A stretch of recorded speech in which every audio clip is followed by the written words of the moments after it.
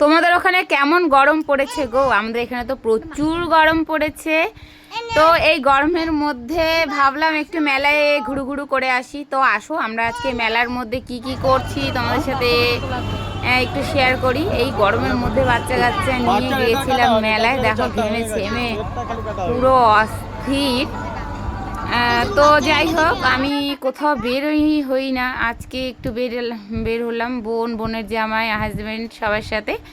তো এখন আমার ছোট্ট বেবিকে দিয়ে দিলাম আমার হাজব্যান্ডের কাছে, কারণ বেবিকে নিয়ে হাঁটতে আর মোবাইল এদিকে ধরতে যে আমার দম বেরিয়ে যাচ্ছিল। তো যাই হোক, বের হয়নি। তো চলে এসেছি মেলার ভিতরে। দেখো কি সুন্দর সুন্দর দোকান, যা দেখছি তাই তো ভালো লাগছে, কিন্তু পকেটে তো টাকা নেই যে কিছু কিছু করে নেব। তো মেয়েদের জন্য কিছু একটা তো নেবই। তো দেখি কি নেওয়া যায়, দেখে তো অনেক কিছুই নিতে ইচ্ছা করছে। তো আমার বোন তোমাদের কিছু বলবে, শোনো।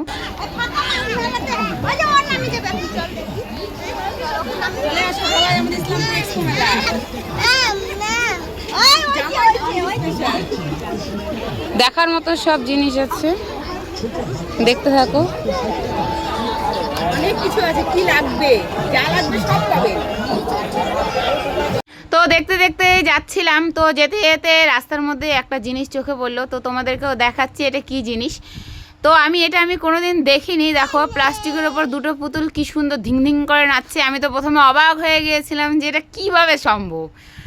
তারপরে অনেকক্ষণ খেয়াল করার পরে জিনিসটা আমার মাথায় এলো যে ওই যে লোকটা দাঁড়িয়ে আছে ওনার আঙুলগুলোর সাথে নিশ্চয়ই কিছু একটা বাধা আছে, ওই জিনিসটা ওর সাহায্যে চলছে। তারপরে মানে আর কি রক সুতো যেগুলো হলো খুব চিকন হয়, তো ওই সুতো দিয়ে উনি নাচাচ্ছে। আমার ছোটো পুচকিও তো বেশ আনন্দ নিলে। তারপরে আমরা সামনের দিকে এগিয়ে চলছি। প্রচুর জিনিস, প্রচুর কালেকশন, মানে কি নেই, জামা কাপড় থেকে শুরু করে কসমেটিক জিনিস, পুতুল, মানে সব কিছু এভরিথিং। তো দেখো আমি কিন্তু আমার বেবিকে এর কাছে একবার ওর কাছে ধরিয়ে দিচ্ছি। এখন আমার বোনের জামাই কোলে নিচে আমার হাজব্যান্ড হেঁটে বেড়াচ্ছে। তো ফুলের দোকানগুলো খুব সুন্দর, সবাই মিলে খুব আনন্দ করছে, কিন্তু গরম যা পড়েছে না আর মারাত্মক। তো আমার মেয়েরা বাড়ি থেকে ডিসাইড করে এসছে নাগরদোলনায় উঠবে। তো আজকে ওদেরকে নাগরদোলনায় উঠাবো। আমি না অনেক দিন আগে নাগরদোলনায় চলেছিলাম, মানে বিয়ের আগে আমার বিয়ে হতে চললো প্রায় 10-11 বছর।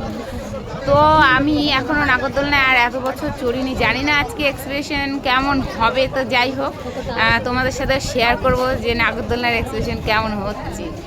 আমার বেবি তো প্রচণ্ড খুশি, এদিক ওইদিক দেখছে আর চিল্লাচিল্লি করছে, কি করবে কি না করবে কোনো কিছু দিশা পাচ্ছে না। আমার কোলে থাকছেই না, এদিক চলে যাচ্ছে ওইদিক চলে যাচ্ছে। তো দেখো এখানে অনেক কিছু এসছে,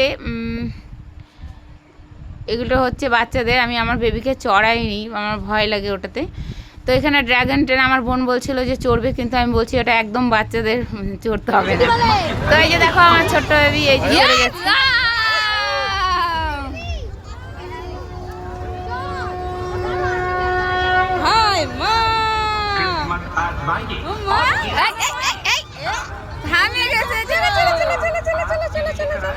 केवल 5 रुपए में अपनी किस्मत को आजमाने का मौका।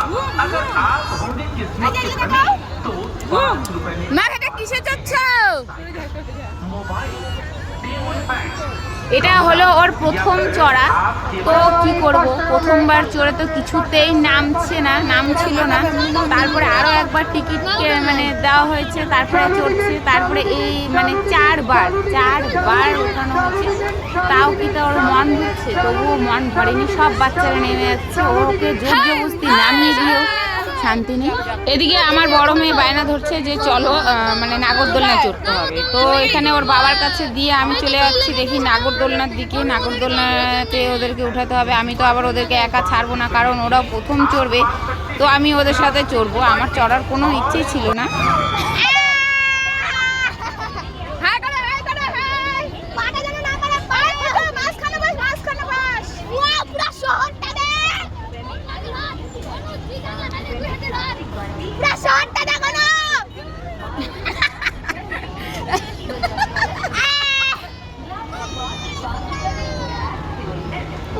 আমরা এখানে এসে চিল্লাবি।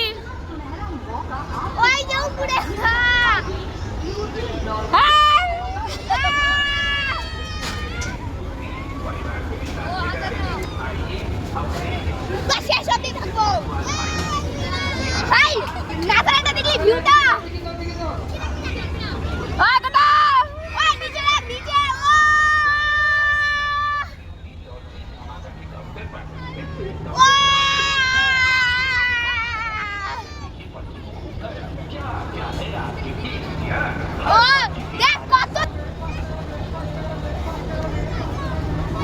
কেমন লাগছে নাগরদোল্লা উঠে? বাম্পার লাগতেছে? ভয় লাগতেছে না? হাই কর মাথা হাই কর।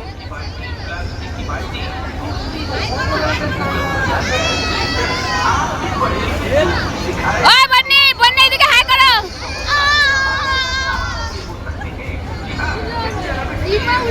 তারপরে আমরা ভাবছিলাম একসাথে চড়বো, কিন্তু একসাথে চড়তে পারিনি, আলাদা আলাদা চড়ছি। আমি তো ভয় পাচ্ছি যে আমার বড় মেয়েটাকে নিয়ে যে ও ভয় পায় কিনা, তো দেখা যাক। এই ভয় লাগছে? ভয় লাগে? ওই বন্নি তোর ভয় লাগছে? তোর ভয় লাগে নাই? আমি ওদেরকে পাহারা দেওয়ার জন্য আমি চড়ছি। এই যে দেখো কেমন। তো অনেক ঘোরাঘুরি হলো, এবার বাড়ির দিকে চলে যাই। তো এখন আমরা নেমে যাচ্ছি। সবাই খুব ভালো থেকো, সুস্থ থেকো, গরমে নিজের খেয়াল রেখো। আর আমার এই ছোট্ট ভিডিওটা তোমাদের কেমন লাগলো অবশ্যই জানিও। আর সবাইকে অনেক অনেক ভালোবাসা। এই যে আমার বেবি দেখো আবার ছুটছে। বলছিলাম না যে মানে যতই চেষ্টা করছি বাড়ি নিয়ে যাওয়াতে, ও মানে ওর ঘুরে ফিরে এখানেই।